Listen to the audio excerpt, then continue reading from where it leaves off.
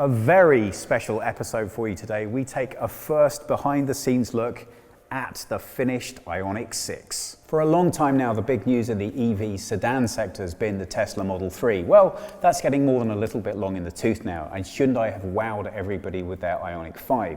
So needless to say, everybody, including me, is more than a bit excited with the proposition of the Ioniq 6. The first big surprise to happen here is the design language. This is significant in terms of a departure from the Ioniq 5, and you can see that wherever you look. This is a really bold look for a new entrant into the sedan EV market. Hyundai's design concept here is all about flow. Look at the way that the front has been elegantly shaped. Two particular points I want to draw your eyes to, and that's first of all these headlights. Now, if you look at these and ask yourself why they look slightly familiar, that might be because of the design of the Ioniq 5. Remember that blocky, pixelated design in the lights? Well, that is actually called Pixel. And I'm really pleased that that's been kept here for the 6, because not only is it a very nice throwback, but it does give the car stacks of character. But this time, they pushed it just a little bit further. So, follow me down here. This is the first thing I love about this car. You see these points right here?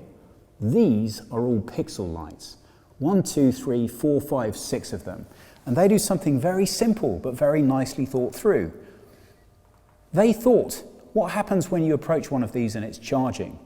You might know how much charge it's got in it, but the next guy in the queue to top up their car won't. So that, believe it or not, is a power meter. It shows you how close to being full the car is while being charged. It's just a really nice, simple feature, and those ideas flow right throughout this as a design concept. Right here in this black band that crosses throughout the front, for example, this is where they've integrated 6 of their sensors. They're built right into this as a unit. So in future, obviously, they can utilize these in other designs, but it means that you don't get the bulk that you ordinarily have with a sensor cluster right at the front, and that keeps everything much more svelte and compressed, and really helps the flow of the vehicle right from the front. 4 meters 86 or 191 inches, that's actually 22 centimeters longer than the Ioniq 5. And the wheelbase is really long too. It's actually almost 3 meters in length. Now they've done that in order to maximize the interior space. And if you're interested, this car sits just between the 3 and the S Tesla models in terms of its overall length. So everything about this design is in principle about making the most room in the car that you can have, but not at the cost of the design language. Now this really is the space where you can see that concept prophecy design in the flow here. The wheels, which of course are specific to the car, are an interesting fact. Now this unique design is a 20-inch wheel, but you can either get these wheels as 20 or 18. No 19s for now. This car has a CD rating or aerodynamic performance of 0.21. And if that doesn't mean anything to you at all, I don't know if you've checked out the video that we did on Lucid recently, but that's a much, much more expensive car. And with all of their tricks and gadgets and years of development, they achieved 0.2. And honestly, for my money, with a much less interesting looking design at a much, much higher cost point. So that's a really impressive performance, and they've done it by integrating all kinds of interesting features like this air management system right behind the front bumper. Everywhere you look on this car are details that either add to the styling or add to that aerodynamic performance. So, speaking of Lucid, have a look here.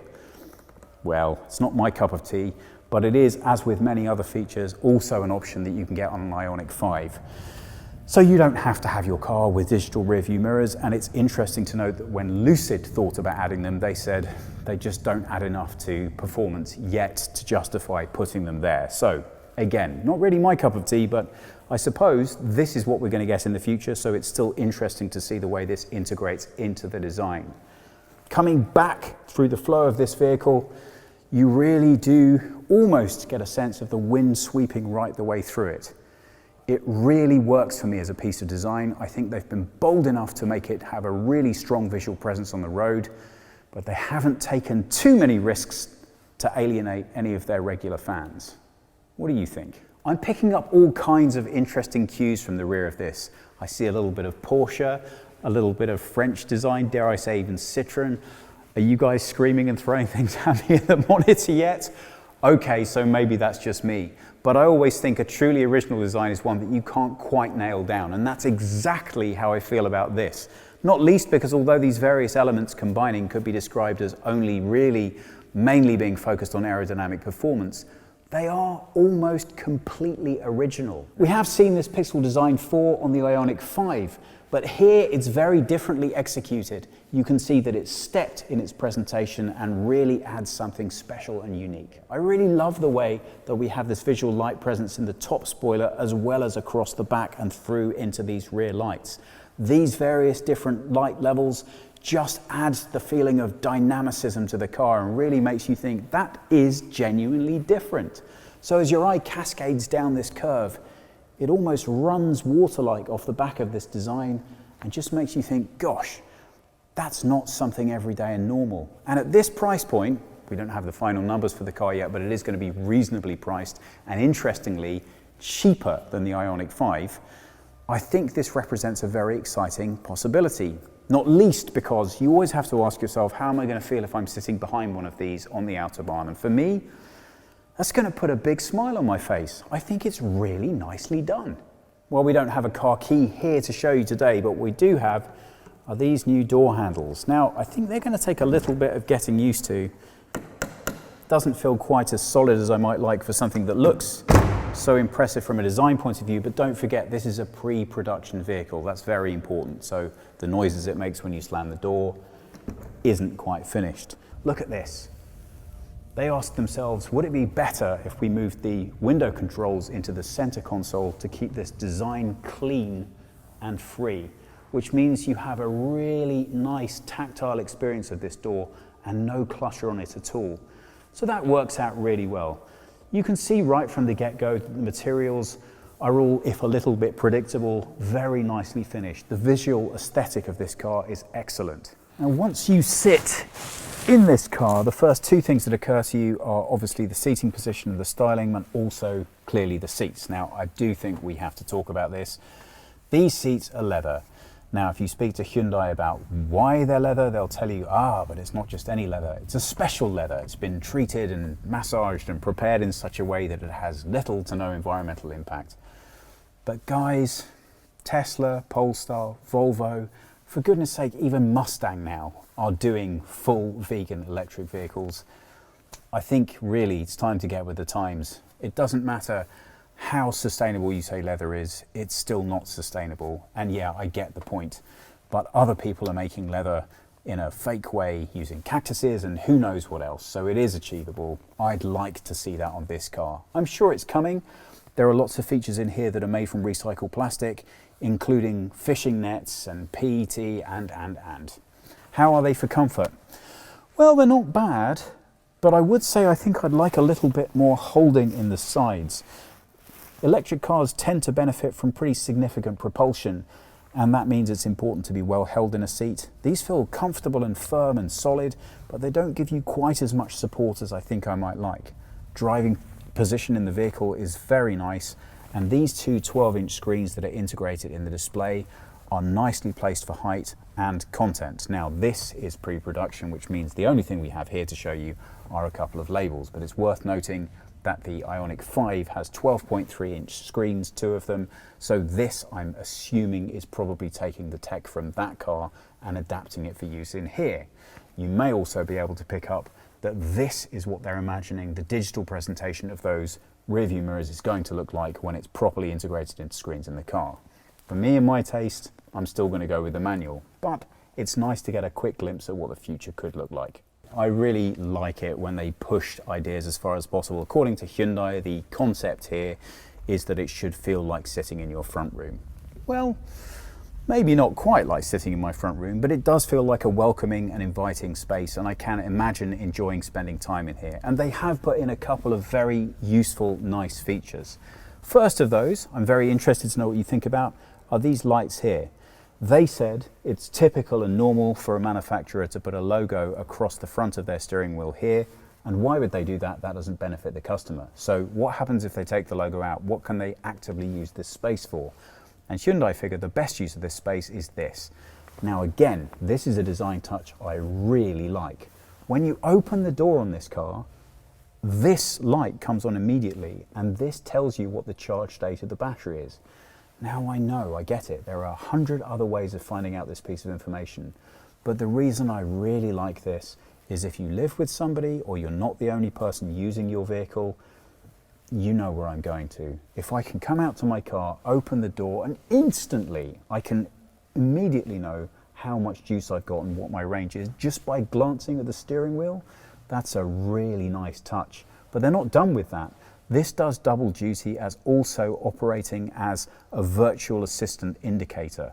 So you know you've got a smart speaker at home and you push the button saying you want to speak to Alexa or Google or Siri, and you get a little indicator that it's listening to you. Well, that's the effect that they're going for here. So if you tell the car you want to speak to it, this is how you'll know it's listening to you. I think that's a really great feature. I'm very excited to see how it actually works once the car's up and running. So that's the first thing about how they've integrated more of a human interaction into this space. This is a very big number two. They claim that this is the only fully flat central partition in any car. And what's behind this concept is the idea that as technology develops and we spend more and more time in our cars, but for different purposes, including more leisure time because autonomous driving should be becoming more and more real, this is somewhere that you can rest a laptop. Now that's actually a pretty great idea, but I wasn't just going to be told that it was possible. I wanted to see practically how it works. So here's my laptop, and there we go. Oh, how embarrassing. I always do like to have a bit of special wallpaper just so I know I'm at home.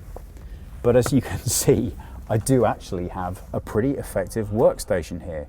My only question would be, is this going to be too tempting for people while they're out and driving to look up work when they really shouldn't be doing it? So I think they're going to have to be very careful with the marketing of this just to make sure people are very clear about what it can be used for or not. But that aside, great! That is incredibly useful. And given the amount of hours I spend sitting outside places waiting for one or various of my children, I would make very good use of this.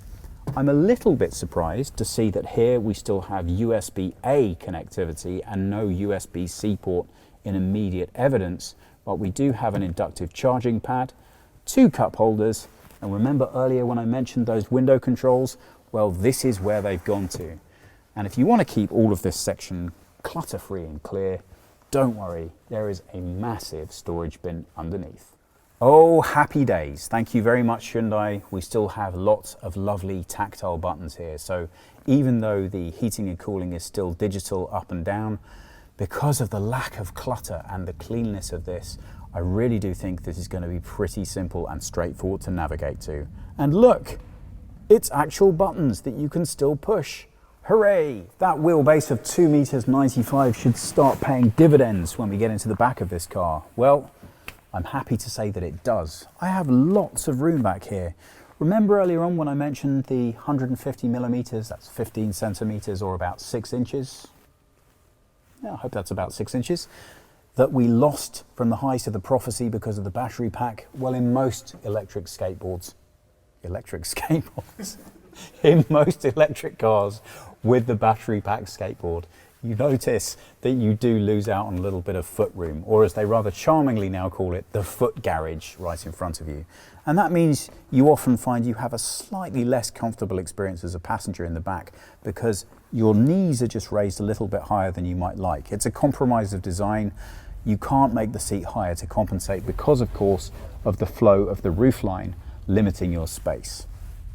All of which is to say there's still plenty of comfort and room back here. I'm 5'10" or 178 centimeters. It's a little bit tight on space back here. I've got a strange body geometry, short legs as you can see, very long torso. So for height comparison, think of me in terms of about 6'1". You can see there is plenty of room, but not a massive excess. Remember that USB-A port? Well, USB-C ports back here for your passengers, which is nice. And lots of nice sculptural styling to get quite into. I really like the back of these headrests.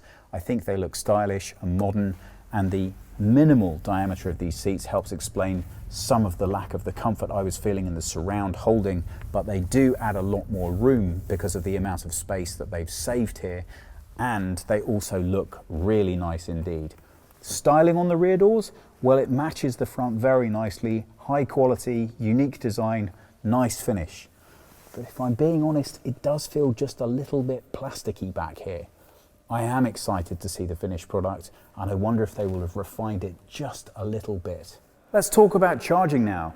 Well, Hyundai have been understandably very cagey about the options and the range that this vehicle will be capable of and the battery selection. It's that early in its stage of production. But what I can tell you is it will have the same battery offerings as the Ioniq 5, except for the base smaller battery, which, by the way, is being phased out of the 5 as well. So what they will tell me is that this will have a range for its largest battery of around about 300 plus miles, which is going to be around about 50 miles better than the 5. So that's pretty significant. Because of the same batteries, the same 800 volt architecture, most of that is delivered to you because of the efficiencies, the added efficiencies of the vehicle, and of course its aerodynamic performance.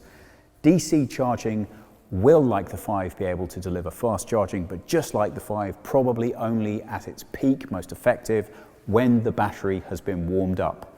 Now, because we are at pre-production, I can't show you either the frunk or the boot, but it's important to talk about both.